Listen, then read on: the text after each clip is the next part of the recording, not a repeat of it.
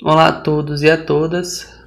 Hoje faremos uma apresentação sobre óleo mineral isolante, referente à disciplina de equipamentos elétricos, lecionada pelo docente Djalma Tavares, da Faculdade Unijosh. A origem do óleo mineral isolante.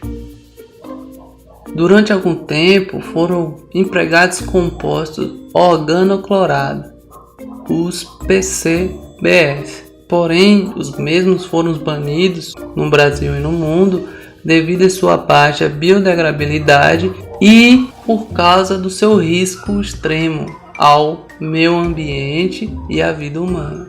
Em todos os processos operativos, verifica-se que os equipamentos envolvidos em um determinado momento vai precisar de manutenção.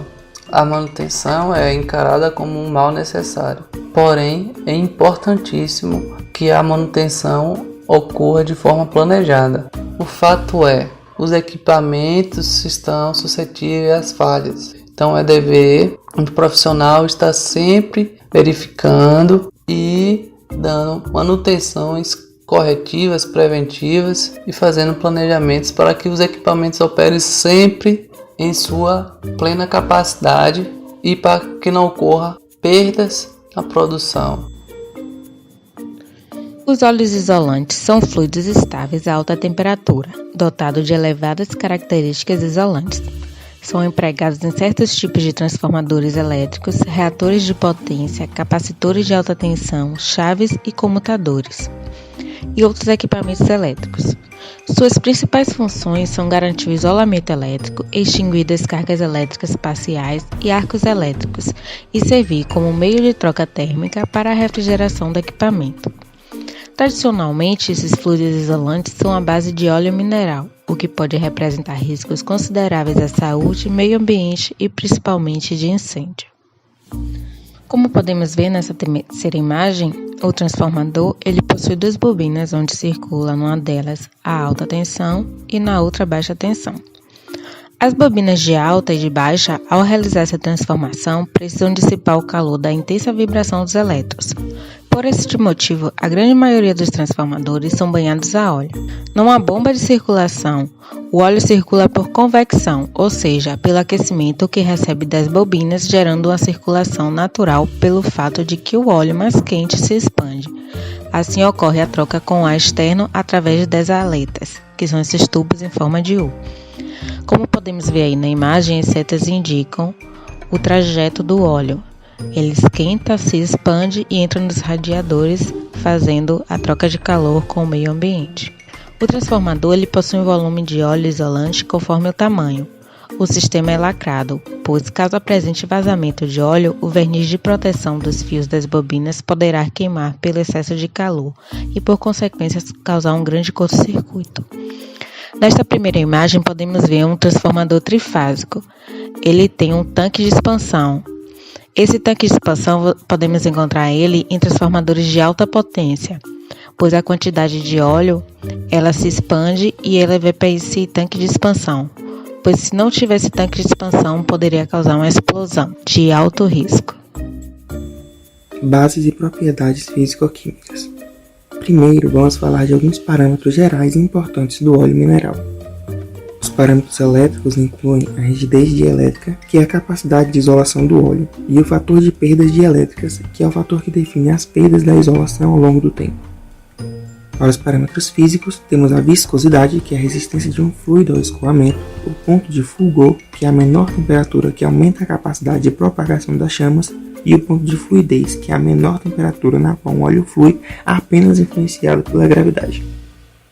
O petróleo é constituído por uma mistura de compostos sólidos, líquidos e gasosos, e é feita uma cromatografia gasosa e líquida para a identificação destes componentes. O petróleo contém cadeias carbônicas que se diferem no formato, e a maior concentração de uma delas é quem determina o tipo do óleo. Quando a cadeia carbônica predominante é a naftênica, denominamos óleo mineral naftênico. Naftenos ou cicloalcanos são hidrocarbonetos saturados de cadeia fechada, contendo um ou mais anéis que podem possuir uma ou mais cadeias laterais, como pode ser observado na imagem abaixo. Quando a cadeia carbônica predominante é a parafínica, denominamos óleo mineral parafínico. Parafinas ou alcanos são hidrocarbonetos saturados de cadeia aberta, linear ou ramificada. Na imagem esquerda, temos a cadeia parafínica linear e à direita a cadeia parafínica ramificada. Uma breve comparação entre os óleos naftênicos e parafínicos. O óleo mineral naftênico tem um ponto de fluidez menor que o do óleo mineral parafínico.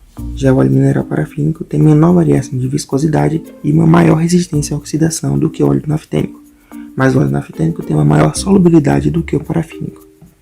Por causa das propriedades, o óleo mineral naftênico é mais utilizado em transformadores, compressores de refrigeração e compressores de ar, enquanto o óleo mineral parafínico é mais utilizado em óleos de motor, óleos hidráulicos e óleos de engrenagens, mas isso não restringe a utilização de nenhum dos dois. Algumas características importantes desses óleos incluem uma boa condutividade térmica, uma boa rigidez dielétrica, uma grande quantidade de testes físico-químicos que podem ser feitos, que facilita a manutenção, e diferente do óleo ascarel, uma baixa toxicidade e biodegradabilidade. Apesar de ser biodegradável, o óleo mineral ainda é bastante nocivo ao meio ambiente, e a relativa alta solubilidade na água facilita que o óleo se espalhe, o que pode ser desastroso a depender de onde ocorra o vazamento. Para ter uma ideia, 1 kg de óleo vazado em um reservatório, por exemplo, pode tornar 5 milhões de litros de águas impróprias para o consumo.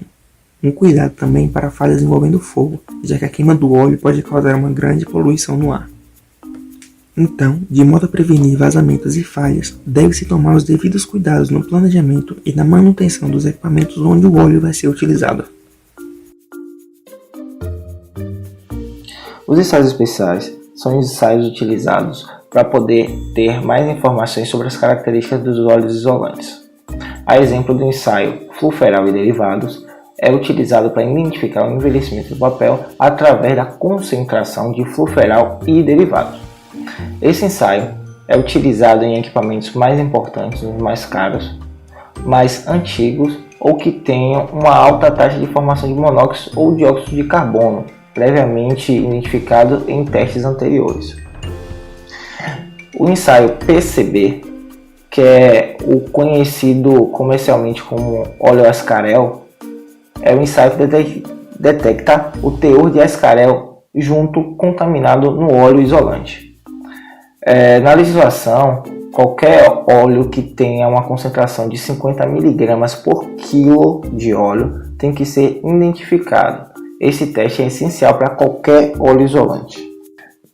O ensaio DBDS é um dos ensaios responsáveis por identificar os causadores de corrosividade de óleo isolante, sendo a maior ocorrência de falhas constantes em transformadores e reatores. É necessário analisar o custo-benefício da substituição de todo o óleo ou a inclusão de passivadores ao óleo já contaminado. Há também um teste de passivadores para saber a concentração de passivadores no óleo isolante. O principal passivador utilizado é o Igamete 39 ou o TTA. A concentração ideal de TTA no óleo é de 100 mg por quilo de óleo e a concentração mínima aceitável é de 20 mg por quilo de óleo. O ensaio teor de inibidor de oxidação é responsável por saber qual a concentração de inibidores presente no óleo isolante. A concentração ideal é de 0,3%, que atua na inibição do processo de oxidação através do diterciário butil paracresol, que é o DBPC. Há também o ensaio que detecta a concentração de enxofre corrosivo, se há a presença ou não de enxofre corrosivo no óleo isolante. O grau de polarização em papel isolante, conhecido como GP, ele é responsável por identificar o envelhecimento e a degradação da isolação sólida, que é o papel. Valores de GP menores que 200 caracteriza o fim da vida útil de um transformador. E o ensaio de contagem de partículas, ele identifica as partículas suspensas no óleo isolante, que é diretamente ligado à redução da rigidez dielétrica do óleo isolante. Alguns testes tradicionais de rigidez dielétrica não são suficientes para identificar esse problema. O método de contagem de partículas são recomendados como uma ferramenta de monitoramento. Sobre a análise do óleo mineral isolante, temos a análise físico-química e a análise cromatográfica. Na análise físico-química, determinamos a deteriorização e a degradação do óleo. Isso é obtido através de ensaios específicos, como cor e aprazência, rigidez dielétrica, teor de água, índice de neutralização, tensão interfacial e fator de perdas dielétricas. Por outro lado, nós temos a análise cromatográfica. Essa determina todos os gases que estão dissolvidos naquela amostra de óleo ensaiada. Os principais gases encontrados são nitrogênio, metano, etano, acetileno, etileno, monóxido de carbono e dióxido de carbono. Através desses gases é que nós temos a nossa análise cromatográfica. Continuando falando de cromatografia, vamos ver agora aqui como interpretar uma análise cromatográfica, que nada mais é ver todos os gases lá que estavam dissolvidos naquele óleo e através desses gases você vai linkar algumas anomalias, né? Se esse óleo sofreu um superaquecimento, muito provavelmente você vai encontrar etileno, etano e metano nele. Se teve um superaquecimento da celulose no equipamento onde esse óleo estava sendo usado, você vai encontrar CO e CO2. Se houve descargas parciais nesse óleo, você vai encontrar hidrogênio. Se essas descargas parciais lá no equipamento ocorreram no papel, na celulose, você também vai encontrar dióxido e monóxido de carbono. Se houve o arco elétrico, você vai estar encontrando acetileno em grande quantidade. Hidrogênio também, porque geralmente antes do arco você tem descargas parciais que geram hidrogênio. Entrando agora na parte de filtragem do óleo mineral isolante, vamos frisar aqui em dois tipos. O primeiro é através de filtro prensa. Esse é o método mais simples, né? Que consiste em você pegar o óleo e fazer ele passar por um filtro, onde esse elemento filtrante desse filtro é fibra de celulose. Essa fibra ela vai reter as partículas sólidas e a água livre que tiver nesse óleo. Outro processo mais sofisticado é o sistema termovácuo. Esse é um processo mais eficiente, que consiste em passar o óleo também por um processo de filtragem mecânica, né, com fibra de celulose, só que em seguida ele provém um aquecimento com temperatura controlada, né, com controle automático da temperatura, para que todos os gases que estejam nesse óleo eles fiquem dissolvidos em suspensão, e depois ele é colocado no sistema a vácuo, onde vai puxar e jogar todos esses gases que estavam contidos nesses óleos, contaminando esse óleo para a atmosfera, regenerando esse óleo. A rigidez dielétrica em um óleo paratransformador é medição da capacidade que o óleo tem em resistir à passagem de corrente elétrica. O óleo com baixo teor de água e com baixo teor de partículas apresenta uma alta rigidez dielétrica. Água e partículas sólidas em níveis elevados tendem a migrar para regiões de tensão elétrica elevada e reduzir dramaticamente a rigidez dielétrica. A rigidez dielétrica indica a presença de contaminantes, tais como a água ou partículas. Um baixo valor da rigidez dielétrica pode indicar que uma ou ambas estão presentes. Entretanto, uma alta rigidez dielétrica não indica necessariamente a ausência de todos os contaminantes. A ABNT recomenda valores para transformadores e para comutatores, como é possível verificar na tabela. A coleta de óleo isolante consiste na obtenção de uma amostra representativa do óleo contido no equipamento em estudo, tendo-se, sobretudo, cuidado em evitar contaminação com o ar.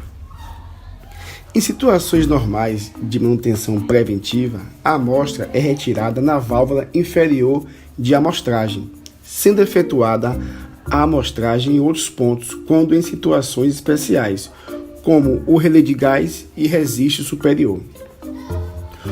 Os transformadores possuem buchas de alta tensão cuja isolação é do tipo papel óleo, onde também pode ser retirada uma amostra de óleo isolante, mas isso aí depende da política de manutenção de cada empresa.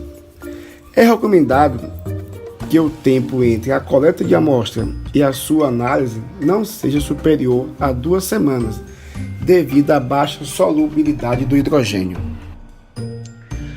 Como visto nas explicações anteriores, o óleo pode ser muito prejudicial, tanto à saúde humana quanto ao meio ambiente.